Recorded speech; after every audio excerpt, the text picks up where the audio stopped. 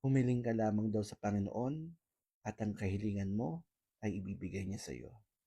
Mateo 7:7.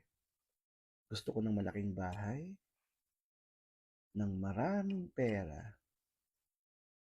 ng electric na sasakyan, ng malaking negosyo, walang sakit, at kung ano-ano pa.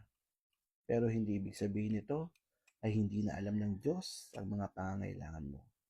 Dahil ang sabi din sa Mateo 6:7, bago mo pa isipin ang lahat, ay alam niya na ang nasa isip mo. Ang gusto lamang ng Panginoon ay manumbalik ka sa Kanya, papurihin siya at pasalamatan. Ibigay man niya o hindi ang pinakahihiling mo. Mahirap ba? Parang ang tamis. Hanggang sa muli, Brother Paul po. God bless.